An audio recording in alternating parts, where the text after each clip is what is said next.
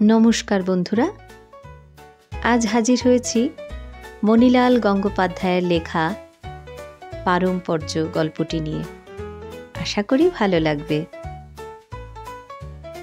কর্তা বুড়ো হয়েছেন, একটা খানসামা না হলে আর চলে না। এমন খানসামা চাই যে নিজেই সব দেখে শুনে কাজকর্ম করবে।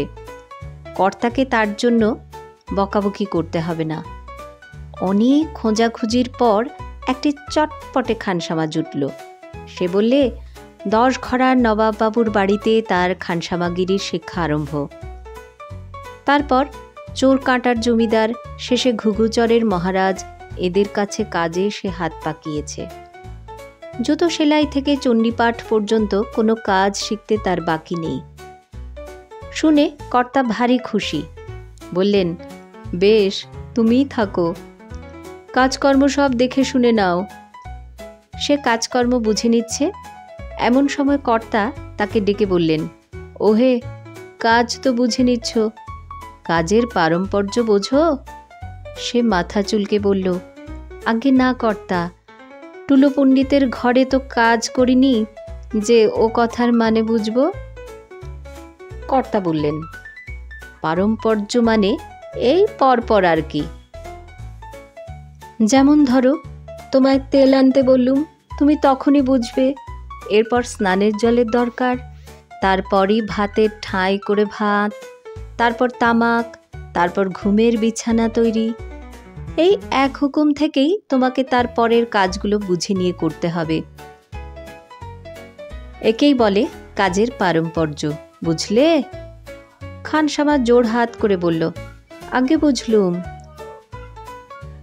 কর্তা বললেন, দেখো, এখানে যদি চাকরি বজায় রাখতে চাও তাহলে ওই পারম্পর্য বুঝে কাজ করতে হবে। খানসামা বললে, যে আজ্ঞে।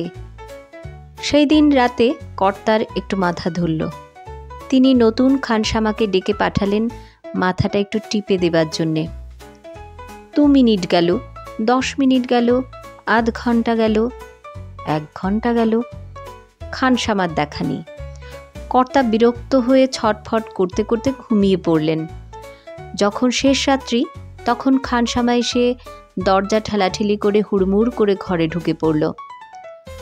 কর্তা চেঁচিয়ে উঠে বললেন, কে রে? আজ্ঞে, আমি হুজুর। কর্তা রেগে উঠে বললেন, এতক্ষণে আসবার তোমার ফুরসত হলো, পাজি বেটা? আগে আপনি বলে পাঠালেন আপনার মাথা ধরেছে, তাই বুঝলুম এরপরই ডাক্তার ডাকতে হবে। ছুটলুম ডাক্তারের বাড়িতে। ডাক্তার এলেই ওষুধ দেবে তো। ছুটলুম দাওয়াইখানায় তাদের বলতে তাড়াতাড়ি দোকান না বন্ধ করে। ওষুধ খেয়ে যদি আপনার অসুখ না সারে তাহলেই তো পটল তুলবেন, সেই ভেবে উকিলকে খবর দিতে ছুটলুম, যদি উইল করেন। তারপর শ্মশানের ভাবনা, খাট জোগাড় করা, কাঠ জোগাড় করা, লোকজন ডাকা, তারপর শ্রাদ্ধ, বামনপুরুতকে খবর দেওয়া, কি কি জিনিস চাই তার ফর্দ করা। সব এই এক রাত্রির মধ্যে করে ফেলেছি কর্তা। দেখুন না হুজুর, আপনার বৈঠকখানায় লোক গিজগিজ করছে। এখন কিছু টাকা দেন, দেনাগুলো মেটাই, তারপর নেমন্তন্ন করতে বেরোতে হবে। কর্তা সব শুনে খানিকক্ষণ গুম হয়ে রইলেন। তারপর গম্ভীর হয়ে বললেন, পারম্পর্য তো এখনো শেষ হয়নি বাপু। খানসামা অবাক হয়ে বললে, তাই নাকি? আর তো আমার কিছু মাথায় আসছে না কর্তা। মাথায় এনে দিচ্ছি তোমার, রোশো না। বলে আবার বললেন, কর্তার মৃত্যুর পর তার খানসামা কি আর থাকে? আজ্ঞে কর্তা, বলে খানসামা মুখ কাঁচুমাচু করতে লাগলো। কর্তা বললেন, তা হচ্ছে না বাপু, পারম্পর্য যতক্ষণ এত দূর পর্যন্ত টেনেছে তখন ওর শেষ অবধি তোমার নিয়ে যেতে হবে। খানসামা কটমট করে চেয়ে বললে, আচ্ছা, বলে ঝট করে বেরিয়ে গেল। কর্তা ভয়ে ভয়ে ভাবতে লাগলেন, চাকরটা এর পরেও পারম্পর্য করতে অগ্রসর হয় কিনা।